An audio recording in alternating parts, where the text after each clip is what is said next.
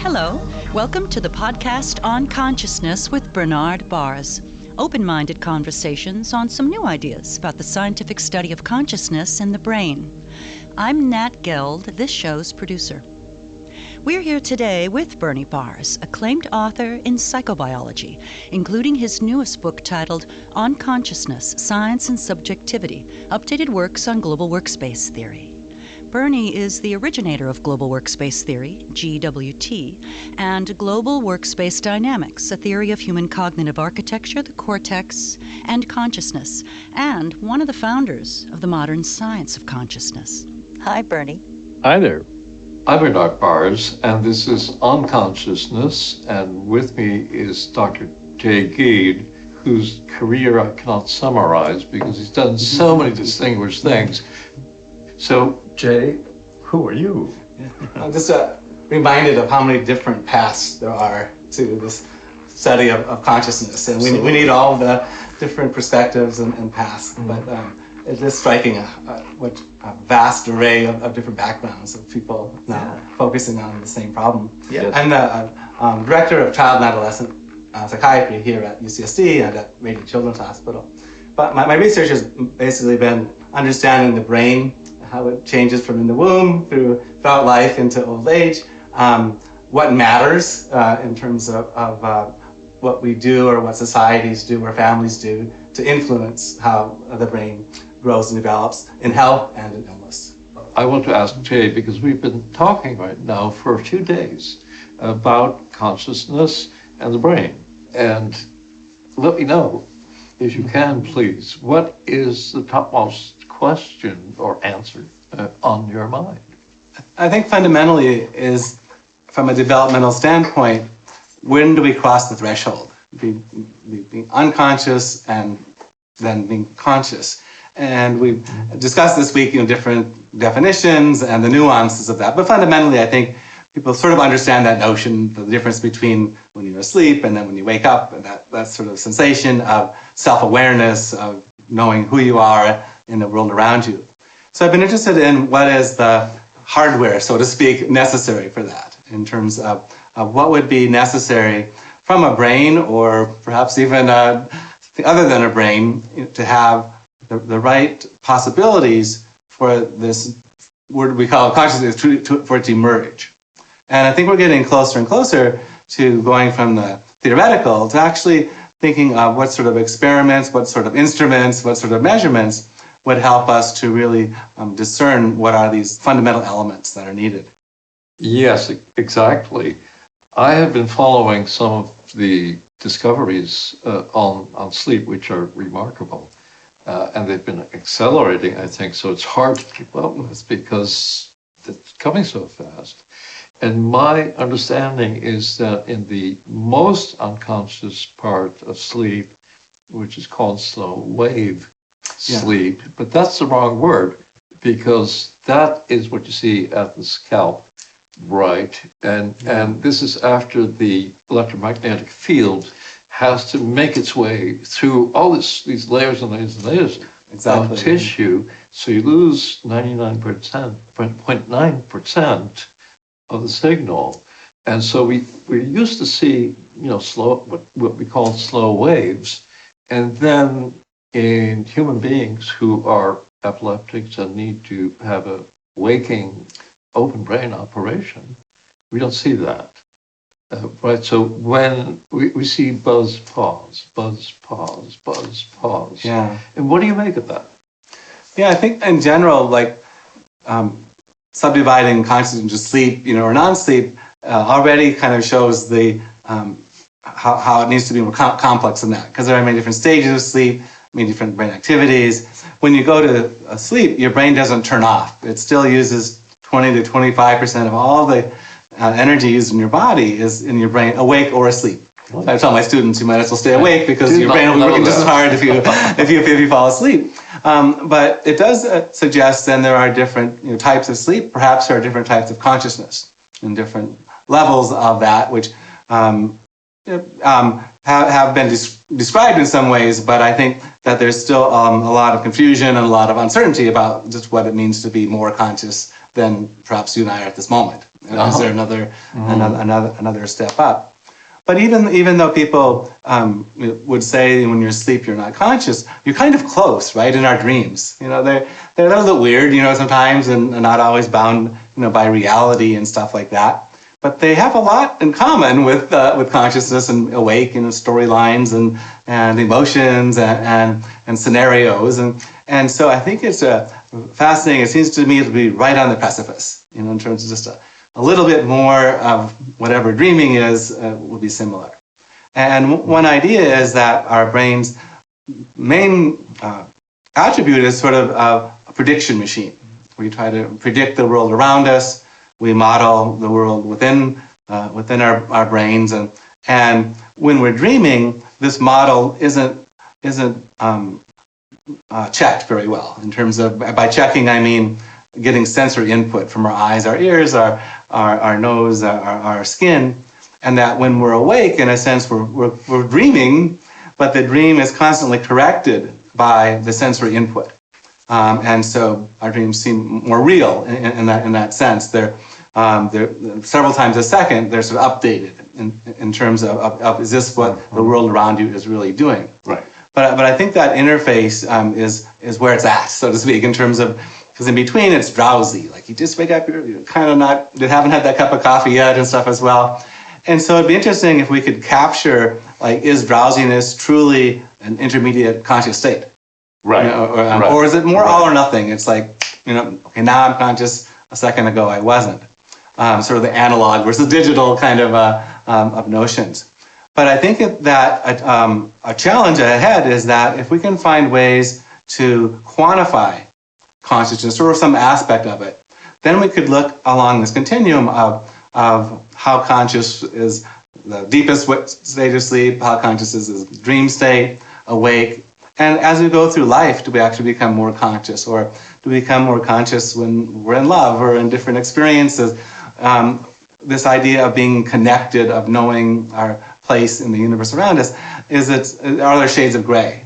And I think that's going to be an exciting part of the future, with technologies and ways to measure more and more accurately and intimately the anatomy of the brain, the physiology of the brain, and really importantly, the connectedness of the brain. Right. How the different parts of the brain are communicating with each other, which is the newest and I think most exciting frontier. Oh, yes. And that involves the connectome, but it's also more, and the connectome is the anatomical connectivity of... Sort of the map, as you were, like the globe, of how the brain is connected. Right. I guess fundamentally, so this, almost everything I say could be questioned by people, and consciousness is a business of questions more than answers, but I would say a neuron is not conscious in terms of the way I would understand consciousness, but a group of them can be. Mm-hmm. And so that's where the mystery lies. I think, how can it be that one thing cannot be conscious, but the interaction can? Right. And I think that is the necessary hardware. It's not just the number of connections, or else your computer would be conscious. Right. It's not. There's some balance of, it's not just number of connections, but type of connections. Right. That allows us to have this experience of being, existing. Yes, exactly. I've actually been paying more attention to my dreams. For a long time, for decades, I didn't remember my dreams in the morning. And then at some point I decided, wouldn't it be nice to figure out how I can recall my dreams? Yes, And of course, a dream may happen at midnight, and you wake up at 7 o'clock in the morning or something like that. Of course, you can't recall it. Yes, yeah. Right? Yeah. So inevitably, what seems to happen is that either you have to wake up right away when you have the dream at midnight, and that's one way dreams have been studied, right? Yeah. Or you have to wait until you wake up spontaneously and in the morning, and then you can do a recall. So for practical reasons, I started to do twilight recall when I got drowsy, and I get drowsy more often than I would like, but it's not a big deal. And one of the things, as you know, obviously, is that when you get drowsy at some point, your skeletal muscles tone drops. Yes. Yeah. And your head drops right along with it. And any coffee that you are holding in your hand also crashes to the floor. And then you wake up and say, I must have been dreaming. And, that's not a bad way to start exploring. But do you ever have a dream where, like, in the dream you're going, is this a dream? Or you kind of, sometimes it seems so real. Yes. And even though you kind of within the dream, this has got to be a dream, but at that moment it seems like it's very, very real. It's so interesting. I don't think I'm very good at lucid dreaming, but it's an interesting, this is kind of a search, right? Yeah. So start here and then I wonder if I can do lucid dreaming. As part of I began my training as a Freudian, psychoanalytic type of, which, in my defense, that my generation, that was sort of the only game in town. But as part of our training, we had to do dream journals. Oh. Now I do use the phone, right? But then it was like literally writing them down. And I sometimes had this sensation, I'd wake up in the morning and I knew I had a dream and it was brilliant. I just couldn't remember it. And almost like the more brilliant it was, the least likely to remember it.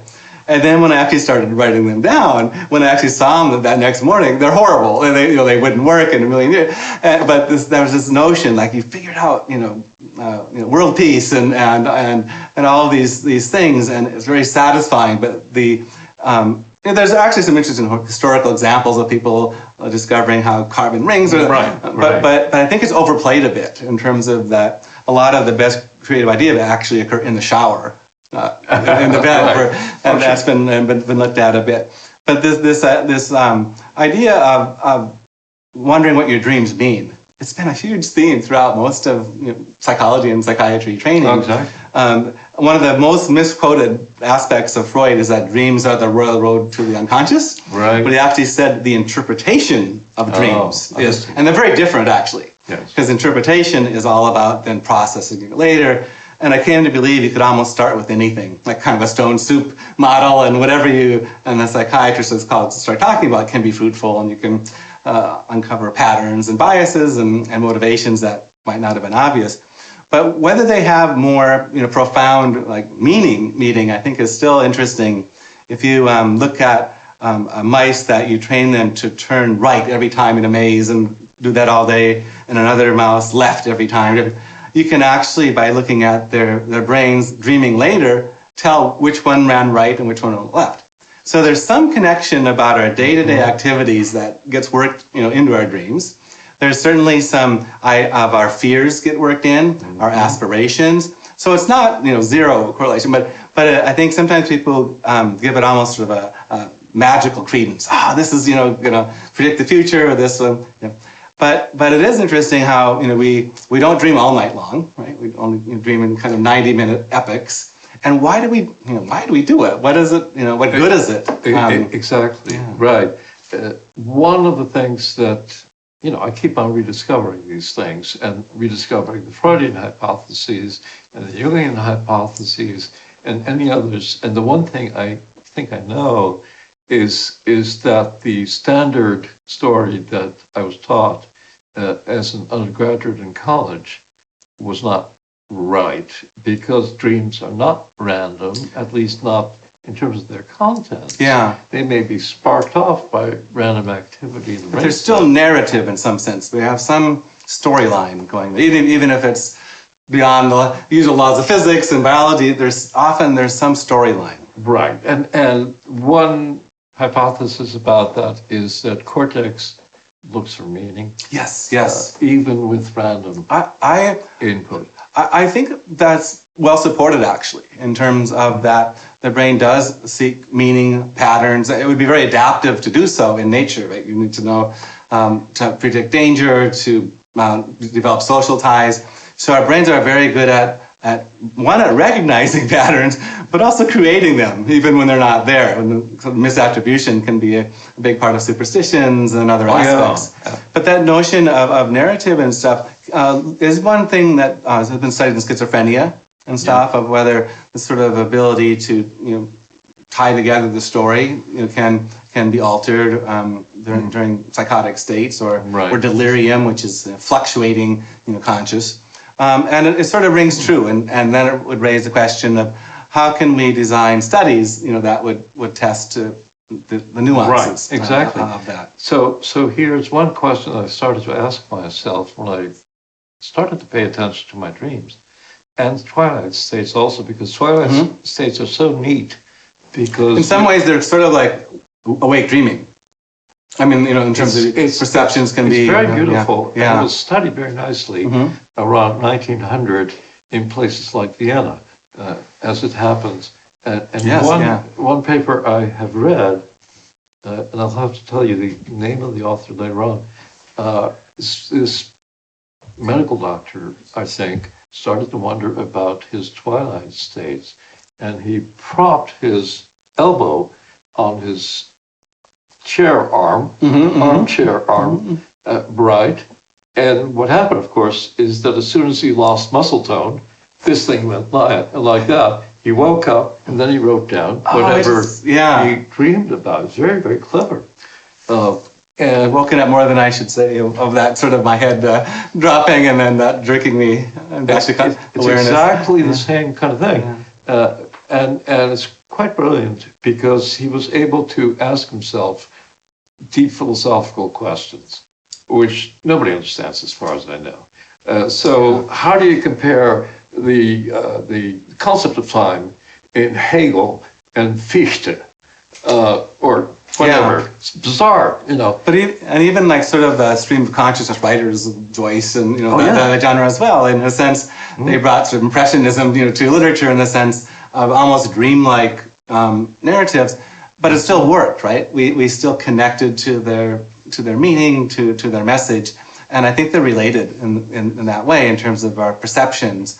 Don't have to be perfect, but we can draw meaning from them even if they're ambiguous.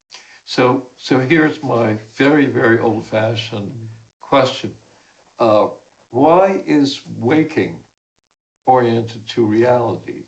And we pretty much know it, because if you're a hunter or you're a forager and you're not connected to reality, you die more often. Right?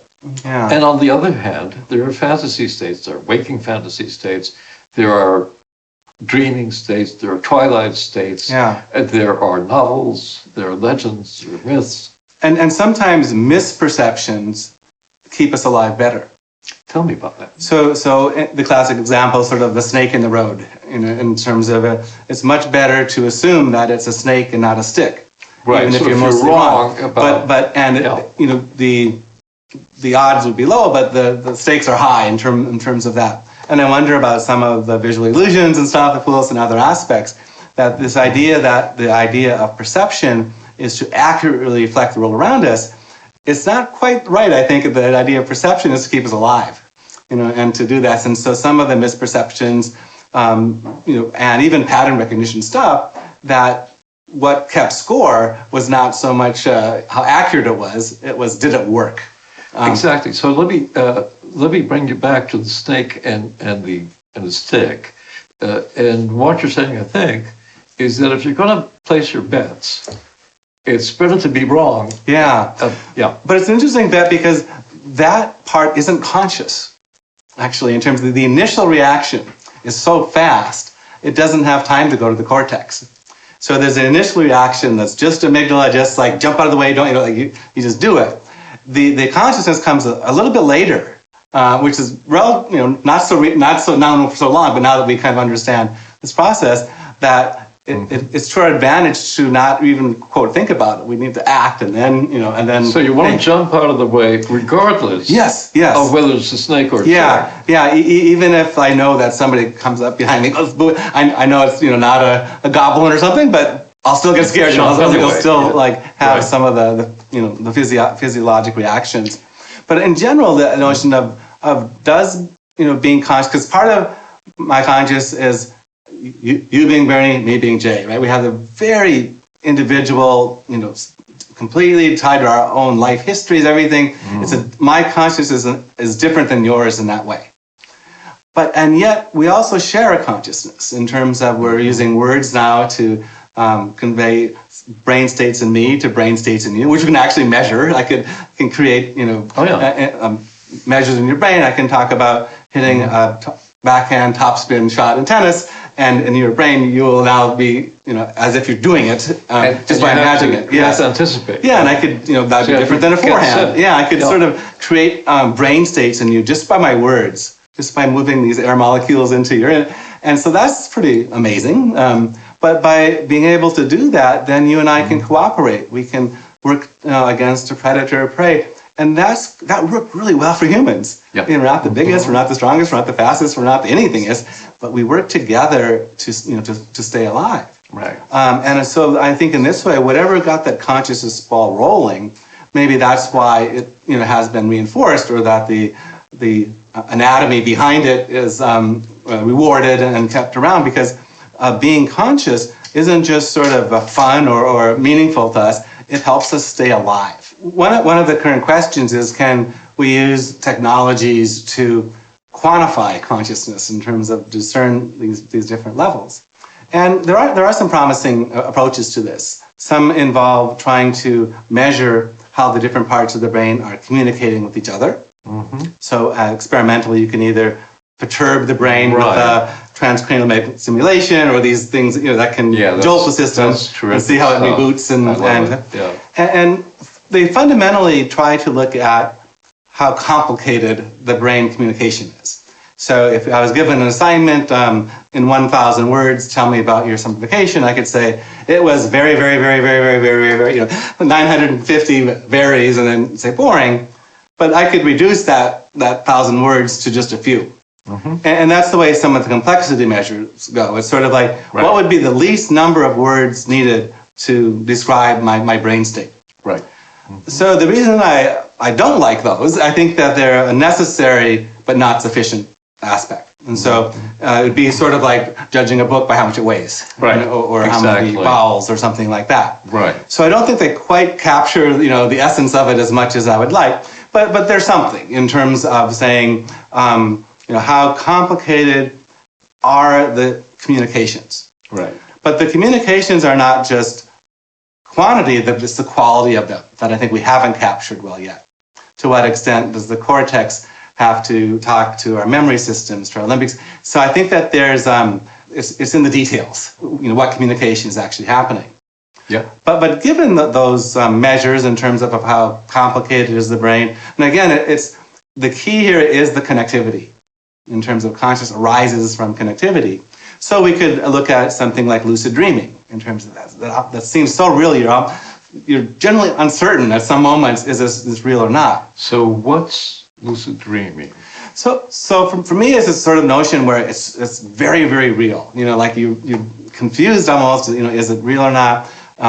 Color. They're in color. That they have a more coherent than usual kind of storyline, you feel. And I'm thinking that you can actually have it the other way as well, that I've had waking moment things that seem like a dream and turned out to not be a dream, that they are real, this sort of sense of deja vu or things. Oh, really? So, deja vu is the sensation that you've experienced something before, right, which you can replicate. The corpus callosum connects the left and right half of the brain, right, and if it's a little bit slow, that's what feels like deja vu. So you're sort of your right brain's remembering what just happened in your left brain milliseconds ago, but it seems like years ago. That's interesting. kind of thing. There may be other aspects of that, but these kind of notions where while you're awake, I'm not quite sure if I'm dreaming, and while you're dreaming, and I don't know the answer to this. I'd wonder, using these measures of brain connectivity, would they be very alike, very different? If we look at babies and when they cross that threshold.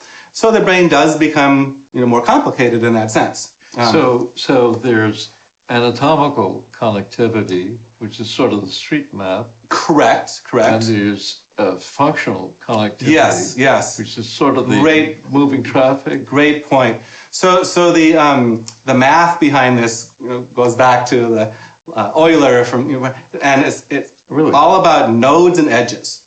So a node can be an ant, a galaxy, a city, a neuron, anything that you can imagine as a thing. And then the edges are any connection, a physical synapse, but also a statistical correlation, anything that sort of connects them. Right. So in one way that my different brain parts could be connected, they're literally connected. I have a synapse that links here and connects two things. Right. But another way is every time this part of my brain goes up, this part goes down. Right. So they're just linked, functionally across time and space. Or they could be linked that the same genes that influence this part also influence this part. And we're now talking about epigenetic Yes. control. Yeah, so it's a very broad concept of like connectedness across milliseconds of electricity, across 3 to 5 seconds of blood flow. So this is the technology like MEG, magnetoencephalography, and EEG, they're very fast, but they're not so good at space. Yep. And then fMRI is slower but better at space, and all these different versions of connectivity. Whatever version of that you use, it goes up from childhood to adolescent to adult. When you say it goes, The brain becomes more and more connected. In all those measures, almost any kind of way you conceptualize connectivity, physical touching, rising and falling together. So that's sort of a neat theme in biology in terms of as we mature, we become more integrated, more connected. Yes. And what I would wonder, do we also become more conscious? In terms of, or is it more like vision that by about 5, it's as good as it's going to get? So here's my challenge. Yes. I understand the assertion you're making, and it's important.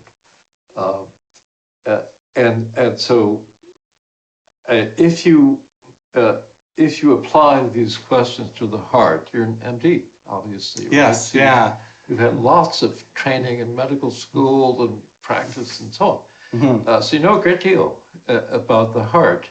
Is there a single dimension of the heart that captures what the heart is? Yeah.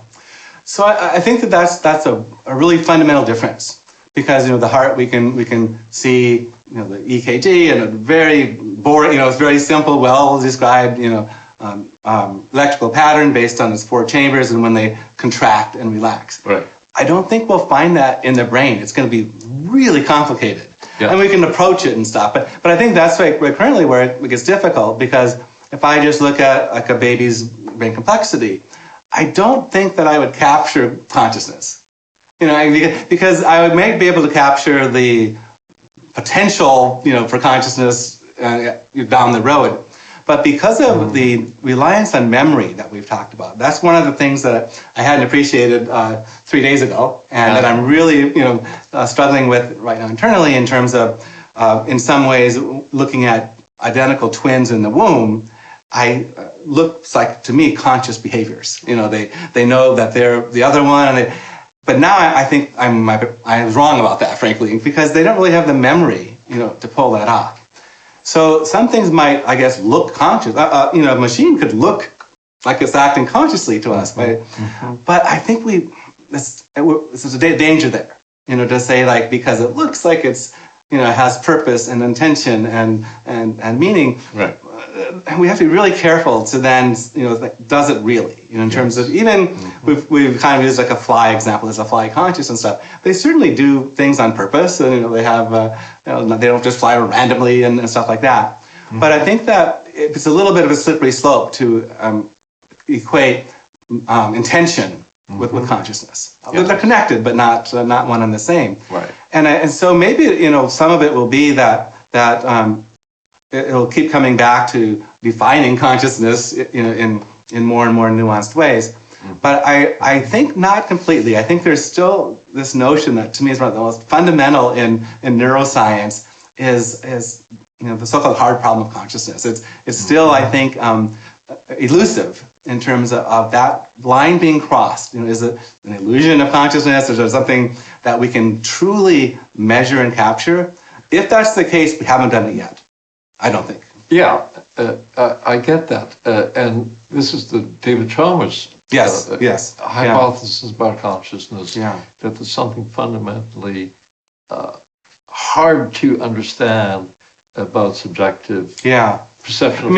I personally don't think it's unnatural. I think it's potentially understand it, by understanding the laws of nature, which is also a fundamental, division amongst people, in terms of, but just as a person. What do you have in mind? I think that there is a non-supernatural explanation aspect in terms of I certainly see the temptation, to think otherwise. But it blends right into the artificial intelligence of ever achieving. And so I've gone round and round with this the last several days, and thinking that I don't see any theoretical, never say never aspect. But I do think it's going to be longer than people sort of imagine now. I don't think it's just around the corner. Well, there isn't anything in science, as far as I can tell, that, well, maybe I'm wrong, that is an instant discovery of some fundamental principle. Yeah. But it would be, it seems like if it did occur, in terms of like sufficient number of connections, and we're kind of already there, in terms of worldwide and stuff. And you're talking about the World Wide Web. Yeah. And again, you could probably have some definitions of consciousness that it's already there in terms of response to external events and adapts, but I don't think that's what most people mean. It was not what I would mean, about the internet becoming conscious in the sense of having its own agenda, and so it's not just a matter now of complexity. 10 years ago it was actually. This fairly recently that threshold has been crossed in terms of that 10 to the 13 connections that we have in our brain, the quadrillions of that we've passed. So the internet, World Web is bigger than that, and nothing magic, happened, and the internet woke up one morning kind of thing. But it might have, in terms of that wasn't completely out of the question whether it's just a matter of complexity. If we just get enough modeling, enough connections, then that's what consciousness is. So I think that question's sort of been answered. So just sheer number of connections isn't enough. So what else? What are we missing? Don't know. But I think that it was an interesting threshold in terms of before nothing could come close. Right. There was never a watch, or all the analogies to what the brain was. Yes. They weren't even complicated as a neuron. Right. Much less a brain. So we have better analogies, which are sort of jump off. Yes. For the whatever we're trying to understand. Yeah. So one of the questions posed earlier was, are babies conscious, or in the womb, or thereafter, or at what point? Maybe a child. What time? And humbly, I don't know. I still, after 30 years of thinking about this kind of question, if I'm honest with myself, honest with you, I really don't know. But the traditional hypothesis, right? Yes. About the quickening. Yeah, and I think almost definitionally again, in some aspects, I would say yes, the baby is acting consciously, and I'm not saying it's not. It's just that I don't know how to pin it down in terms of whether it's the third month, the fourth month, the fifth month, and I have to admit I'm a little less certain even now than when I started, because of your insights on the role of memory, and so they just don't have the hardware to do memory beyond a few seconds. So I'm a little, as is often the case, right? The more you study, the farther away you feel from well, and that's, we hope that's because we know more, and so the puzzles become deeper. Good science always, right? It raises more questions than it answers, and I think consciousness is a great example of that. Right. So thank you. Thank you very much. That was both for the last few days, but also for your entire career, and bringing consciousness into the fray of neuroscience, and it's really been a remarkable body of work. Well, an honor for me. That's really kind of you, and I do appreciate it. And I think the fray is exactly where consciousness should be, because we should not feel that we can't talk about this, right? Just like we should not feel that we can't talk about unconscious brain processes, right? So it's a free world, right? And we can say what we want, and we can say what we're thinking, and that's a liberating thing, because as you know perfectly well, of course, at one time the word consciousness was taboo. Yes, and that has lifted. And I'm obviously very grateful for that. And your being here. It's still a little more lifting needed, but in general, it's a much more That easy. is interesting. Yes, that's important to know. So I'm Bernard Baars, and this is On Consciousness, and we will continue this discussion later on.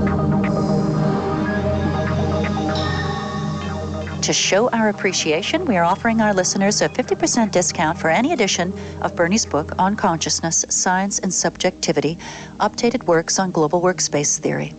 Just go to shop.thenautiluspress.com, spelled shop.thenautiluspress.com, and be sure to enter the word books, BOOKS, in the coupon code box during checkout for that extra 50% savings.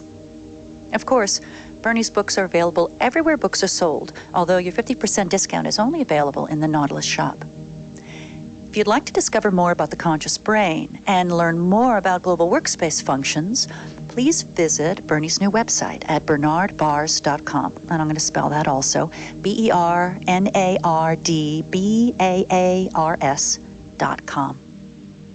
And thank you for listening.